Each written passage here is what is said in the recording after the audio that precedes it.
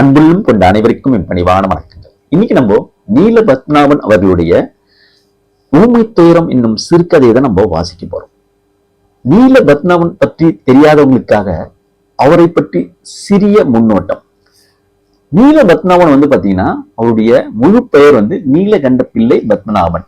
இவர் கன்னியாகுமரி மாவட்டம் இரணியல் என்னும் ஊரில் ஏப்ரல் 26, 1938 பிறந்தாரு. தமிழிலும் மலையாளத்திலும் எழுதி வருகிறார். ரொம்ப யதார்த்தவாத இயல்புவாத அழகியலின் முன்னோடிகளில் ஒருவராக விமர்சகர்களால் கருதப்படுவர் இவர். நடுத்தர வர்க்க அன்றாட வாழ்க்கை, நடுத்தர வர்க்க எளிய மனிதர்களின் பார்வையிலேயே அவர் எழுதியிருக்கிறார். 2007ஆம் ஆண்டில் இலையுதிர் காலம் என்னும் நாவலுக்காக கேந்திரிய சாகித்ய அகாடமி விருது பெற்றார். இவரது தலைமுறைகள், பள்ளி கொண்டபுரம், உறவுகள் ஆகியவை தமிழின் சிறந்த நாவல்களின் பட்டியலில் விமர்சகர்களால் எப்போதுமே சேர்க்கப்படுகின்றன. 1968 வெளிவந்த 3வது நாவலான தலைமுறைகள் தான் விமர்சகர்களின் கவனத்தை பெற்றது. தலைமுறைகள் நாவலை பற்றி கானா சுப்பிரமணியம் இந்திய சூழ்நிலையில் விமர்சன பரீட்சைகளை எதிர்கொண்டு நிற்கக்கூடிய ஒரு டஜன் நாவல்களில் தலைமுறைகளும் ஒன்று என்று குறிப்பிடுகிறார். இவருடைய வாழ்க்கையை பத்தி பாத்தீங்கன்னா, நீல பத்மநாபன் பாத்தீங்கன்னா கேரள பணியாளர் தேர்வாணை தேர்வில் வென்று திருச்சூரில் சில காலம் இளநிலை அரசு ஊழியராக பணியாற்றியிருக்கிறார். 1963ஆம் ஆண்டில் கேரள மாநில மின் வாரியத்தில் இளநிலை மின் பொறியாளராக பணியில் சேர்ந்தார். 1993ஆம் ஆண்டில் துணை முதன்மை பொறியாளராக, அதாவது டெப்டி சீஃப் இன்ஜினியராக பணி ஓய்வு பெற்றார். நீல பத்மநாபனின் மனைவி பெயர் கிருஷ்ணம்பாள். இவர்களுக்கு ஜானகி, உமா, கவிதா என்று 3 மகள்கள். நீலகண்டன் என்னும் மகன் திருவனந்தபுரத்தில் வசிக்கிறார். இவர் வாங்கிய விருதுகளும் பரிசுகளும் அப்படின்னு பார்க்கும்போது, ராஜா அண்ணாமலை செட்டியார் பரிசு 1977 உறவுகள் என்னும் நாவலுக்காக வழங்கப்பட்டது. அதுக்கப்புறம் தமிழ் அன்னை விருது 1988 வழங்கியிருக்காங்க. அதுக்கப்புறம் சாகித்ய அகாடமி விருது 2007 இலையுதிர் காலம் என்னும் நாவலுக்காக வழங்கப்பட்டது. அப்புறம் கோவை கஸ்தூரி சீனிவாசன் அறநிலையத்தின் ரங்கம்மாள் பரிசு இலையுதிர் காலத்துக்காக வழங்கப்பட்டது. அதுக்கப்புறம் மொழிபெயர்ப்பிற்கான சாகித்ய அகாடமி விருது, தமிழ்நாடு அரசு விருது, மைசூர் CIRின் பாஷா பாரதி பரிசு அப்படின்னு நிறைய விருதுகளும் பரிசுகளும் வாங்கியிருக்காரு.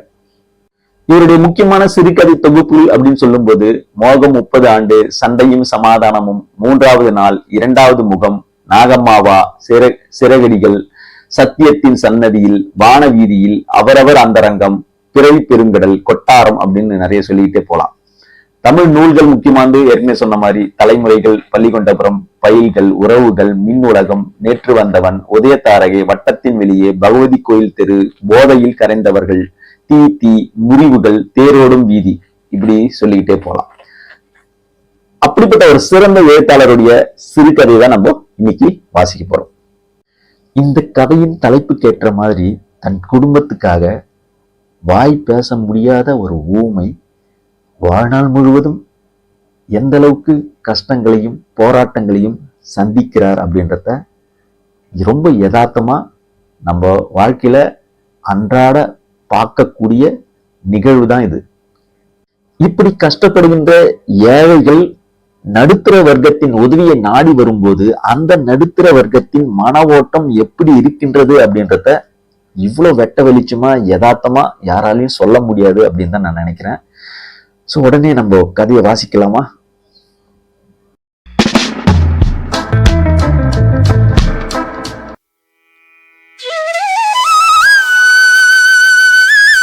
ஆபீஸில் இருந்து நடக்க நடக்க வீட்டின் தொலைவு கூடிக்கொண்டே போவது போல் நாராயணனுக்கு தோன்றியது.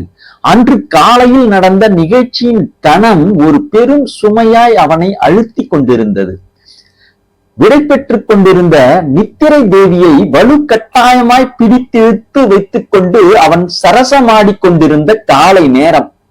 அழைப்பு மணி வீறிட்டது. வெளிக்கதவு திறக்கும் சப்தம். 1 நிமிட நேரம் நிசப்தம். பிறகு தன் அருகில் வரும் காலடி யோசை, கோமதியின் குரல். யாரோ உங்களை தேடி வந்திருக்காங்க. யாரா? அவனுக்கு எரிச்சலாக வந்தது. சரியாக தெரியல. அன்னைக்கு ஒரு நாள் காலம்பர வந்த நம்ம ஊமையன் செத்து போனான்னு சொல்லி ரூபா வாங்கிட்டு போனவன் மாறி தோணுது.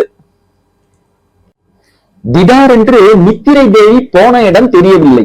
அவன் வாரி சுருட்டி கொண்டு எழுந்தான். அந்த காலை குளிரிலும் அவன் உடம்பு உஷ்ணம் அடைந்தது. யாரு? அந்த ஊமையனின் மருமகன் பொன்னையனா? அப்படிதாங்க தோணுது.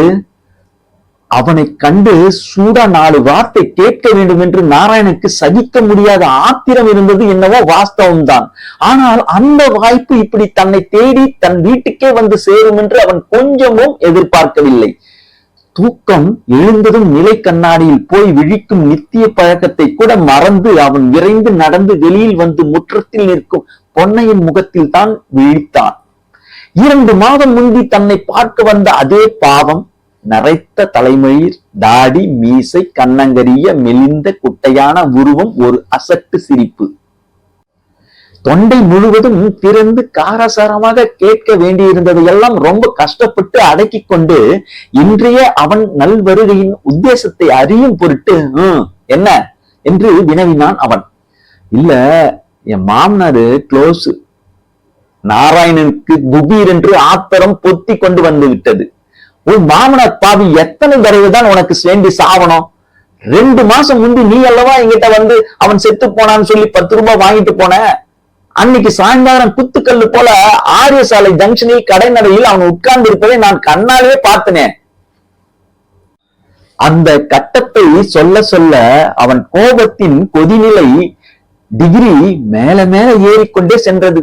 மேற்படி சாவு சம்பவம் நடந்ததாக இவன் சொல்லி அறிந்த அன்று முழுவதும் இன்று போல்தான் காரியாலயம் செல்லும் போதும், அங்கே வேலையில் ஈடுபட்டிருந்த போதும், பிறகு மாலையில் வீடு திரும்பும் போதும் எல்லாம் முழுக்க முழுக்க ஊமையனை பற்றிய பழைய நினைவுகள் தான். வழியில் டீக்கடை சந்தில் வைத்து பொன்னையன் மிகவும் அலங்காரமாய் ஆர்ப்பாட்டமாய் பேசிக்கொண்டு நிற்பதை கண்ட போது இவனுக்கு சிறிது சந்தேகம் தட்டியது. பிறகு வீட்டுக்கு போய் உடைமாற்றி விட்டு மாலையில் நடக்க இறங்கிய போது ஆரியசாலை முனையில் அடைத்து கிடந்த ஒரு கடை நடையில் மிகவும் விச்சிராந்தியாக தன் 2 யானை கால்களையும் நீட்டி அதை செல்லமாக தடவுவதிலும், அங்கங்கே பூத்து காய்ந்திருந்த அந்த கொப்பளங்களில் இருந்து தோலை நேர்த்தியாக உரித்து எடுப்பதிலும் பரமானந்தமாய் லயித்து உட்கார்ந்திருந்த ஊமையனை கண்டதும் செத்து போனதாக சொல்லப்பட்ட மனுஷன் உயிரோடு சுகமாய் இருக்கிறானே என்று அவனுக்கு துளி கூட மகிழ்ச்சியோ ஆசுவாசமோ ஏற்படவில்லை. மாறாக தான் ஏமாற்றப்பட்டு விட்டோம் என்று அவனுக்கு வந்த ஆத்திரமும் அவமானமும் கொஞ்சம் நஞ்சம் அல்ல. பிறகு அடுத்த தெருவில் தன் அம்மாவும் சகோதரர்களும் வசிக்கும் குடும்ப வீட்டுக்கு போன போது நடந்ததை அவனிடமிருந்து கேள்விப்பட்ட அம்மா சொன்னாள். உனக்கு தெரியாதுடா, பொன்னையன் மகா குடிக்காரன். ஊமையன் செத்து போனதாக சொல்லி அவன் இழவு செலவுக்குன்னு எல்லார்கிட்டையும் ரூபாய் வாங்கி சாராயம் குடிப்பதுதான் அவன் வேலை. இனி வந்தா ஒண்ணும் கொடுக்காத. அதை கேட்டு அவன் ஏமாற்றப்பட்டது இன்னும் ஊர்ஜிதமான போது அவனுக்கு ஆத்திரம் தாங்க முடியவில்லை. இருந்தும் அதுக்கென்ன, என்னைக்கு ஆனாலும் ஊமையின் இழவு செலவுக்குன்னு ஏதாவது கொடுக்கணும்னு இருந்தேன். அதை இப்ப கொடுத்தாச்சு. இனி நிஜமாக அவன் சாகும் போது கொடுக்க போவதில்லை என்று சொல்லி சமாளித்தான்.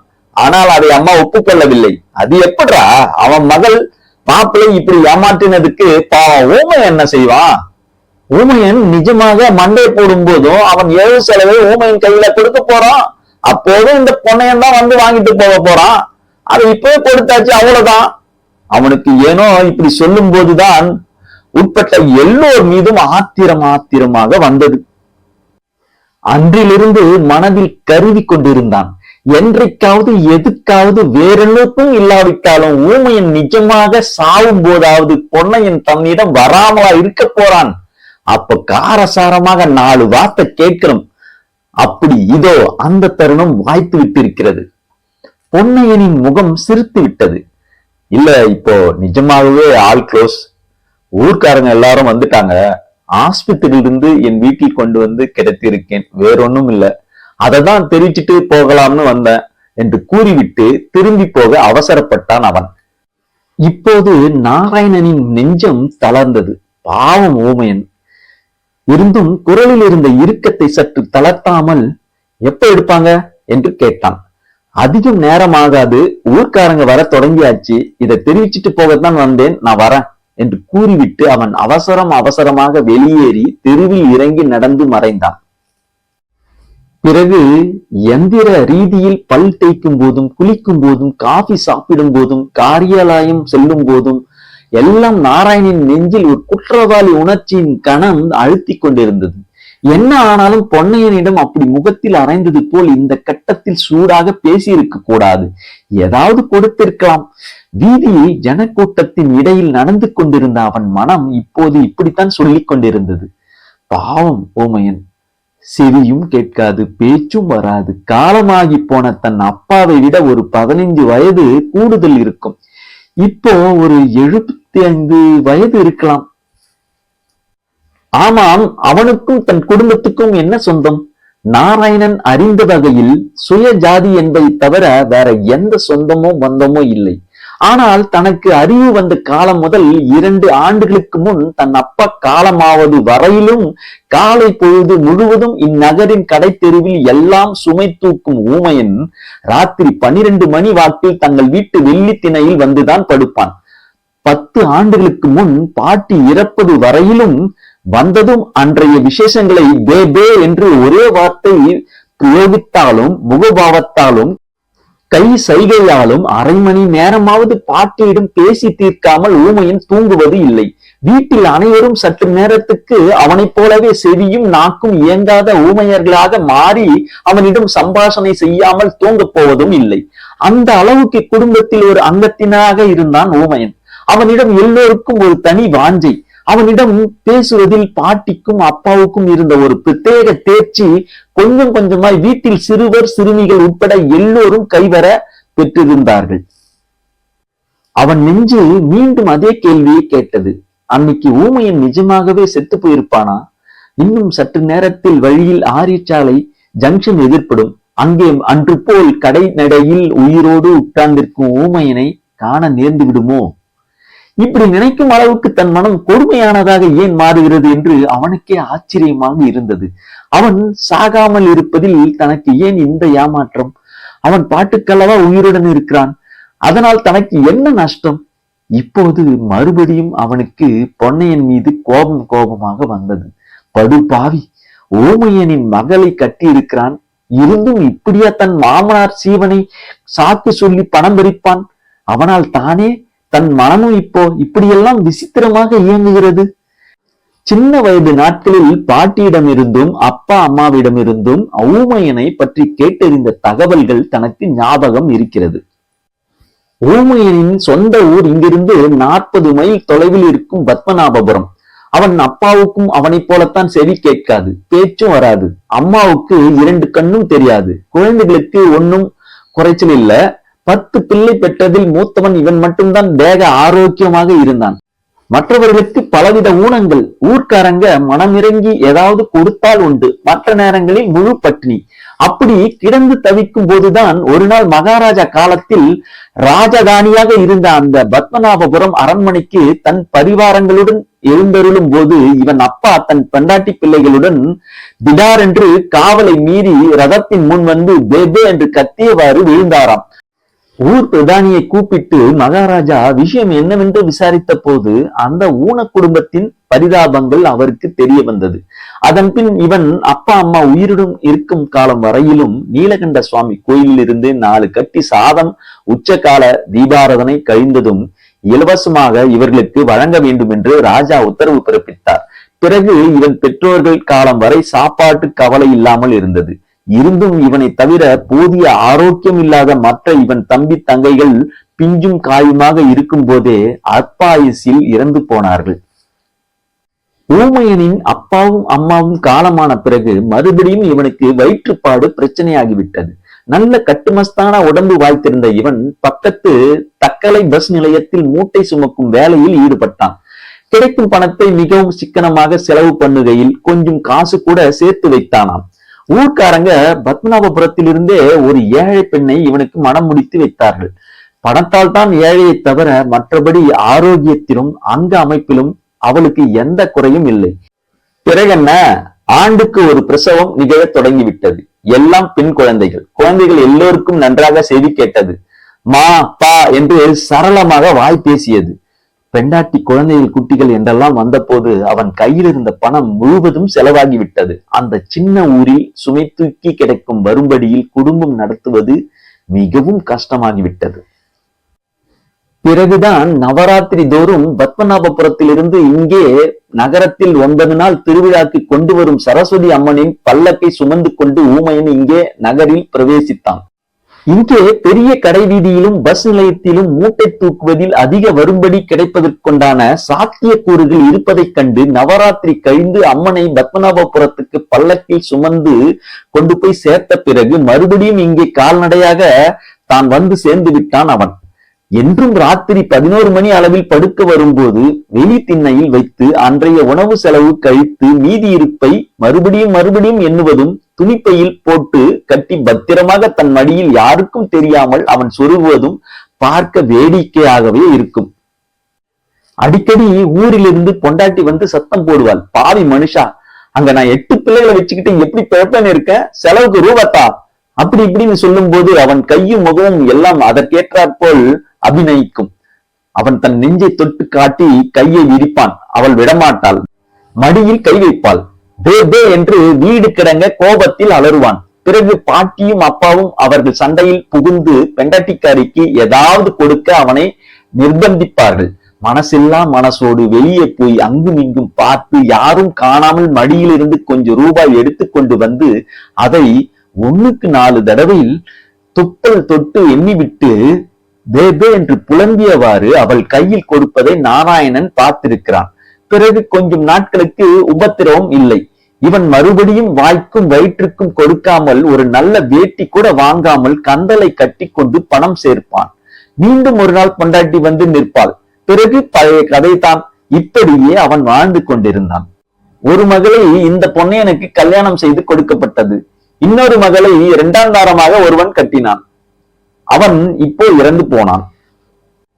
ஊமையனின் பொண்டாட்டியும் வாய்க்கில்லாமல் வயிற்றுக்கும் இல்லாமல் நெல்லு குத்துவது, மாவடிப்பது, இப்படி கடுமையான வேலைகள் எல்லாம் போய் ஒரு சீக்காளி ஆகி ஒரு நாள் சிவனேன்னு கண்ணை மூடிவிட்டாள். செய்தி அறிந்த அப்பா அவனிடம் விஷயத்தை அறிவித்த போது அவன் ஆகாயத்தை தலை உயர்த்தி பார்த்துவிட்டு கையை விரித்து 2 தடவை ஆட்டினான். அப்படி என்றால் கடவுள் செயல் என்றும் ஆகலாம், கடவுளிடம் போய் சேர்ந்து விட்டாள் என்றும் கூறலாம். பிறகு அப்பா கோபமாய் சொன்னதில் பொண்டாட்டின் கடைசி கர்மத்தில் பங்கெடுக்க பத்மநாபபுரத்துக்கு போனான். ஆனால் மறுபடியும் இங்கேயே வந்து விட்டான். நாளுக்கு 2 ரூபாய் வச்சுத்தா, காலம்பர காஃபி, மத்தியானமும் ராத்திரியும் சாப்பாடு நான் போடுறேன் என்று இங்கேயே உள்ளூரிலேயே குடியிருக்கும் மகள் வந்து கூப்பிட்ட போது அவன் மகள் வீட்டுக்கு போக மறுத்து விட்டான். மகள் போன பிறகு பாட்டி கேட்டாள். எல்லாம் சைகை மொழியில்தான். ஏன் கண்ட ஹோட்டல்லாம் இப்படி சாப்பிட்டுக்கிட்டு இங்க வந்து பழி கிடைக்கிற? உன் மகள் வீட்டுக்கு தான் போயேன், உள்ளதை அவகிட்ட கொடுத்துட்டு அங்கேயே சாப்பிட்டுக்கிட்டு படுத்துக்கோயேன். அதுக்கு ஊமையனின் பதில் சைகையில் தான். 2 நாளைக்கு சோறு போடுவாள், பிறகு காசை வாங்கிட்டு திட்டுவாள், கஞ்சி கூட விடமாட்டாள். ஆனால் பாட்டி விடமாட்டாள். நீ என்ன கருங்கல்லா, என்னைக்கும் இப்படியே சம்பாதிச்சுக்கிட்டு இருக்க, ஏதாவது சுகக்கேடு வந்து படுத்துக்கிட்டா பிறகு உனக்கு யார் கஞ்சி காய்ச்சி தருவா?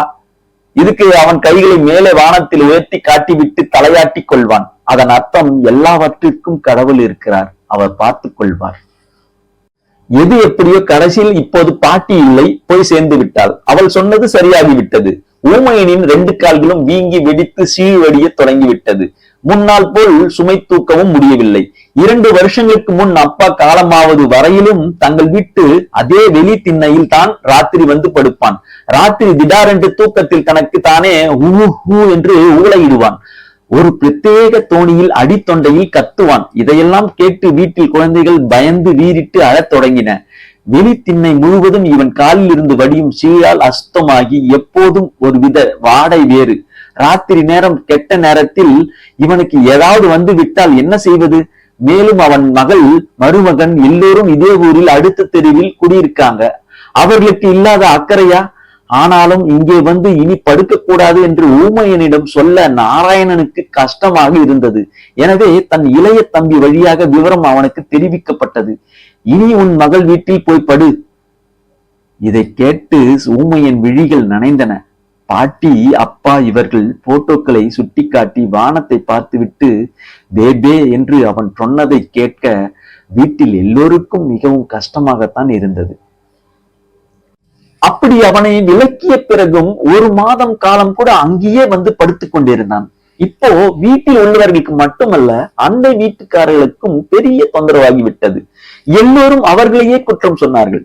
பிறகு ஊமையன் ராத்திரி வரும் முந்தியே வெளிகேட்டை அடைத்து தாள் போடப்பட்டது. ரொம்ப நேரம் பே பே என்று பரிதாபமாக சத்தம் போட்டவாறே அவன் கதவை தட்டும் போது வீட்டில் எல்லோரும் பல்லை கடித்துக் கொண்டு பேசாமல் இருந்தார்கள். பிறகு பே பே என்று என்னமோ புலம்பியவாறே அவன் போய்விட்டான். இதன் பிறகு ராத்திரி படுக்க அவன் வருவதில்லை. ஆனால் பண்டிகை நாட்களிலும் வீட்டில் ஏதாவது விசேஷங்கள் நடக்கும் போதும் வந்து சாப்பாட்டிலும் பலகாரத்திலும் அவன் பங்கை உரிமையிடம் பெற்றுக் கொண்டு போவான். சில போது காப்பி குடிக்கவென்று சில்லறை கேட்டு வாங்கி போவான்.